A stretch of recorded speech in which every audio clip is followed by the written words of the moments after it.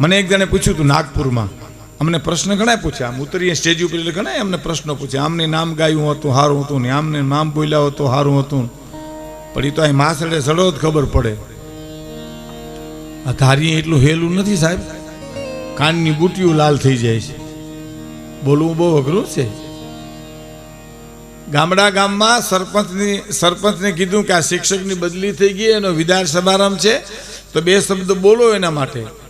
અને સરપંચે ઉપાડ કર્યો સાહેબ ભાષણમાં કે સાહેબ બહુ સારા પ્રકારના હતા.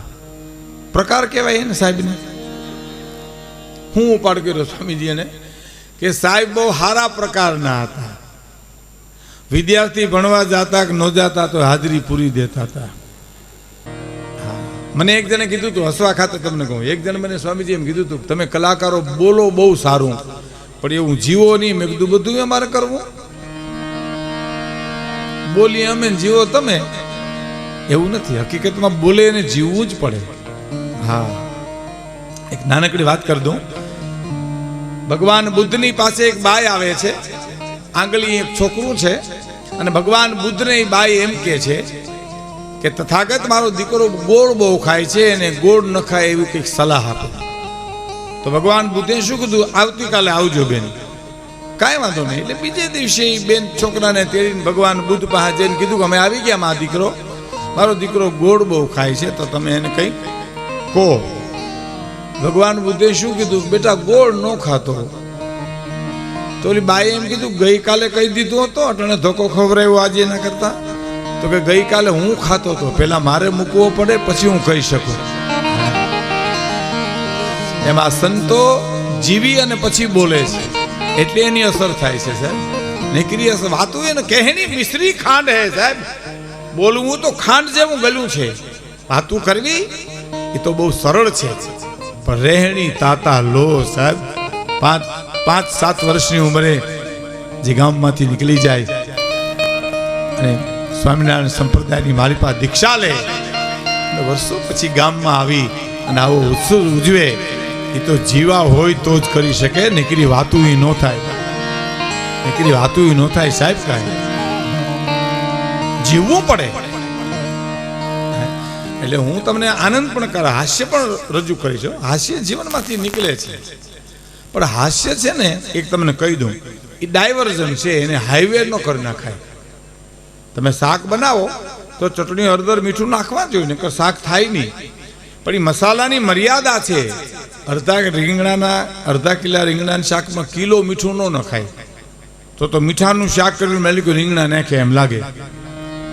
એમાં હાસ્યરસ તો જીવનમાંથી નીકળતો હાસ્યરસ છે ભાઈ. મેં અમારે ત્યાં એક ભાઈને પૂછ્યું હતું, મેં તમારા બાપુજી શું કરે? મને કે અફસોસ કરે છે. મેં કીધું અફસોસ શેનો કરે? મને કે અમે આવ્યા એનો. હું રૂડું મનાવવા નથી કહેતો, પણ અશોકભાઈ, હર્ષદભાઈ, રાદડિયા પરિવારના યુવાનોને જોઈને હું સ્વામીજીને કહેતો હતો, મેં કીધું આ પરમાત્માની શ્રીજી ભગવાનની કૃપા કહેવાય સાહેબ.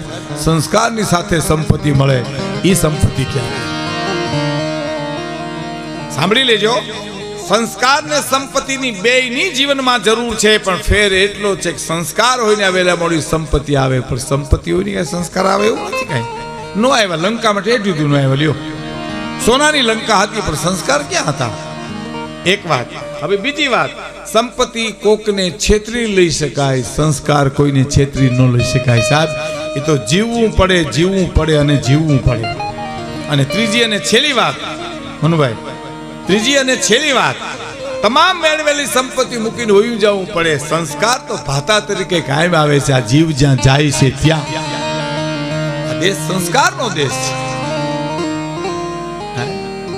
એટલે સ્વામીજી કહેતા હતા ને, આપણે બેઠા હતા ત્યાં, કે સંસ્કારનું સિંચન થાય, એ જ આપણા દેશની સંસ્કૃતિ છે, એ મૂડી છે. મેં તમને કીધું પ્રશ્નો ઘણા પૂછે અમને, આમની નામ બોલ્યા હતો સારું હતું ને આમની નામ ગાયું હતું સારું હતું. એટલે હું એ વાત કરતો હતો કે સરપંચને ઊભા કર્યા ને સરપંચે એમ કીધું કે માસ્ટર સાહેબ બહુ સારા પ્રકારના હતા, વિદ્યાર્થી ભણવા જતા કે ન જતા તો એને હાજરી પૂરી દેતા હતા. હવે એની બદલી થઈ ગઈ, આપણા હાથની વાત નથી. ભગવાન એના આત્માને શાંતિ આપે. બોલો, સાહેબને પરસો વળી ગયો કે આની હેઠા બેહાડો.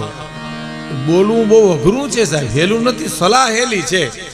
આ ચોતરામાં કાલ તમે કોકને એટલું પૂછજો આમ ની આમ કર્યું હોય તો કેમ, એટલે હામાવાળો તરત જ એમ કહે કે જો તમે મારું માનો તો એમ, તારું તારા ઘરના નથી માનતા ને અમે શું કામ માનીએ, મારો માનો તો બહુ આવે. હા સાહેબ, અમારે ત્યાં એક જણ એની પત્નીને કહી ગયો કે આ કોબીનું શાક કરજે, હું સાંજે આવું ને ત્યારે મને કોબી બહુ વાલી. બિચારો માર્કેટમાંથી લઈ આવ્યો, એની પત્નીને દઈને ગયો, તો સાંજે આવ્યો તો રીંગણાનું શાક કર્યું તું. બોલો શું કરો? અને કીધું એને રીંગણાનું શાક કર્યું તો કે હા, હું તને કોબી દઈને ગયો તો તોય તે રીંગણા હળગાવ્યા. ગામડાની ભાષા, રીંગણા હળગાવ્યા તો કે હા. કા કે મેં પાંદડા બહુ ઉખેર્યા પણ કાંઈ નીકળ્યું નહીં, એમાંથી નીકળે નહીં અને કાપી ન ખાય. પણ ઈ નો માને તો મારું માનો તો બહુ આવે, સલાહ બહુ દિયો. મેં જુનાગઢમાં એક જણાને કીધું, મેં કીધું મને એસિડિટી બહુ થઈ, છાતીમાં બળે છે, તો મને એને સલાહ દીધી. બોલો, મને કે એણીથી તો મચ્છર મરી જાય. મેં કીધું ડીડીટી, આ એસિડિટી છે. નોખા પાડ ભળના દીકરા, ઓમાં મચ્છર મરે, આમાં આપણે મરીએ.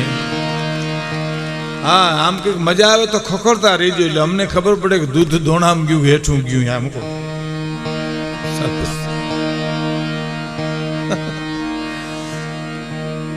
એ ગુજરાતી ગઝલ બહુ સરસ છે કે ન જાણે કોઈ એ રીતે બીજાને છેતરી જાણું, એવું અજબ ચાલાક બુદ્ધિનું મને ડાપણ નથી જોતું. કેવું ડાપણ? ન જાણે કોઈ એ રીતે બીજાને છેતરી જાણું, એવું અજબ ચાલાક બુદ્ધિનું મને ડાપણ નથી જોતું. અને હોય કોઈ ટાઈટ સીટરતા તો એનું અંગ ઢાંકી દ્યો, નકામાં મૃત શરીર પાછળ મને ખાપણ નથી જોતું. હવે સાંભળજો સાહેબ, જીવિતને રાંધી ખાવાને મળતું નથી જ્યાં ઈંધણ, જીવિતને રાંધી ખાવાને મળતું નથી જ્યાં ઈંધણ, તો મરેલા પાસ કડકાતું મને બળતણ નથી જોતું. કવિ કે અને હવે સાંભળજો, કવિતાના મરમ સમજીને કોઈ દાદ દેનારા, એવી બે કદર મહેફિલનું મને આમંત્રણ નથી જોતું. સારો સુર નીકળે, એક સારો શબ્દ નીકળે, અને તમારા તરફથી દાદ ન મળે ને, એનો અમને થાક બહુ લાગે. બે વ્યક્તિ મારા દુશ્મન છે, એક સમજે છે અને દાદ નથી દેતો ઈ, અને એક નથી સમજતો ને પડકારા કરે ઈ. બોલો, એ બે અમારા ઓલા ભાવને વેરી ગણાય. અમારે જુનાગઢની પાસે ગામડે અમારો પ્રોગ્રામ હતો, એક સ્ટેજ પર એક ભાઈ આમ અદબબારી ઉભા હતા. પેલા ગામડામાં તો એવું હતું ને, એટલું બધું વ્યવસ્થિત કઈ નહોતા, આવા ડોમ નહોતા, સ્ટેજ બેઠા હોય ને ચારી પર માણા ઊભું હોય ને વચ્ચે અમે બધા બેઠા હોય. હું હમણાં સ્વામીજીને કહેતો હતો કે લાખાભાઈ, હું પ્રાણલાલ વ્યાસ, અમે જ્યારે શરૂઆત કરીને ત્યારે વગર માઇકે સાહેબ અમે પ્રોગ્રામ આપ્યા, માઇક જ નહોતા. હું ચેતન સ્વામીને કહેતો હતો, હા, ચોરા ઉપર ગાઈડલા નાખી દે, આખું ગામ સામે બેઠું હોય, અને પ્રાણભાઈ ભજન ગાય, દિવાળીબેન લોકગીત ગાય, લાખાભાઈ હું લોક સાહિત્ય કરીને આખું ગામ બેઠું સાંભળે. એટલું નહીં, બીજે ગામ અવાજ સંભળાય, એટલી દુનિયામાં માણસના શાંતિ હતી.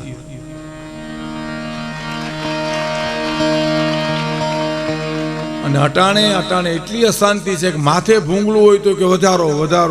હવે કેટલું વધારવું, કારણ કે તને શાંતિ નથી ને ક્યાંથી આમાં. વગર માયકે અમે કાર્યક્રમ કરતા છે. તો કહેવાનો મારો અર્થ, સલાહ બહુ હેલી છે, જીવવું બહુ અઘરું છે. એક વાત નથી, એક ભાઈ ને આંધણી થયેલી, એમાં એક જણો ખબર કાઢવાયો, હું થયું આખે ટેરા જેવું, તો કે ભાઈ આંધણી થી હું ચોપડ્યું લીલું લીમડાના પાંદડા કોણ કહી ગયું કે આ ભીખુદાને વાત કહી ગયા, એને હું ખબર પડે, લીમડાના નહીં ખાખરાના લગાડો, આ તો નજરના કામ છે, ક્યાં કોક આંટી દે.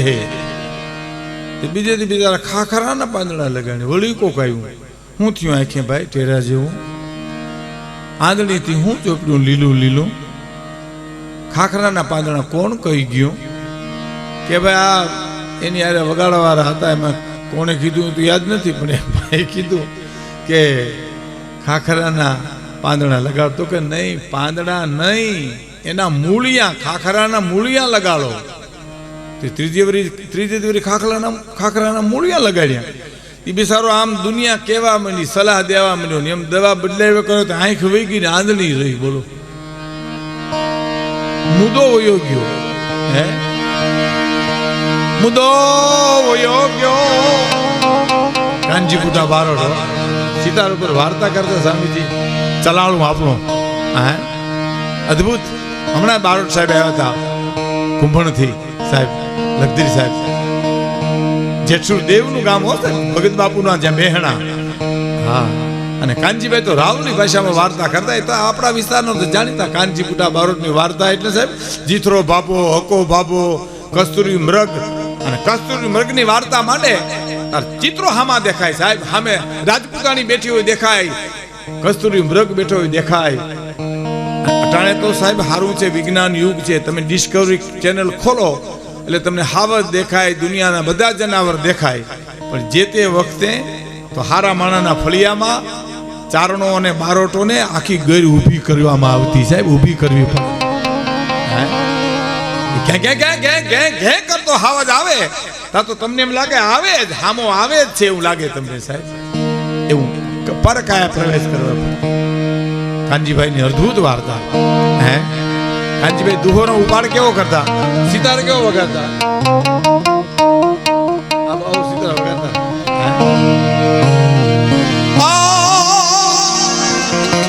વિંધેલા વિંદાય વિંદા વનમાં ફરે, તારું જંતર વગાડ મારા જીવતા નાચમો ઠરે. મેલી મેલા ભોગવે, મેલી મેલા ખાય, જેને બેળે મેળવી એના દાલી દરબદા જાય. અદ્ભુત વાર્તાકાર સાહેબ. આવો લેકો હતો, રાવલી શૈલી હતી. અમે એકવાર મુંબઈ જતા હતા ને, લાખાભાઈ, હું ને કાનજીભાઈ ને બધા. પહેલી વાર કાનજીભાઈ બેઠેલા પ્લેનમાં, અને કાનજીભાઈને કોઈક ભરાવી દીધું કે આમાં શેને અડાઈ નહીં ન કરે, હેઠું પડે પ્લેન. એટલે આમ હદડબમ બેઠેલા, માંડવામાં વરરાજુ બેઠો હોય એમાં. એટલે લાખાભાઈ કે તમે કાનજીભાઈ હલો ચલો તો ખરા, તો નહીં આમાં અડાઈ નહીં ન કરે, હેઠું ત્રાટકે. એમાં એર હોસ્ટેજ બાઈ આવી ડીશ લઈને, બિસ્કીટ ને બધું લઈને. તો કે ગગી મારે તો અપવાસ છે. હવે ગગીમાં સમજે એટલે કીધું કે ગગીમાં ન સમજે, તમારે લેવું હોય તો લઈ લો, નકર મૂકી દો, પધારો.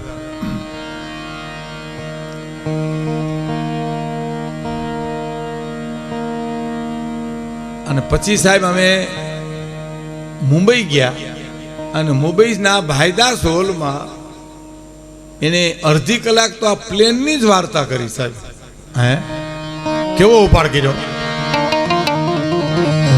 વિજ્ઞાને હું વિકાસ કર્યો છે. 11 વાગે રાજકોટમાં, 12 વાગે તા મુંબઈમાં. જાણે આકાશની મગરવ્યાણી, આકાશની મગરવ્યાણી. લીલા લાલ પીળા બસોલિયા મિલા નીકળવા.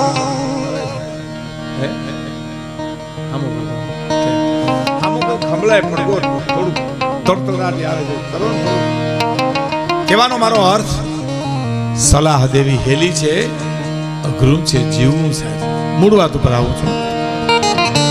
પૃથ્વી પવન ને પાણી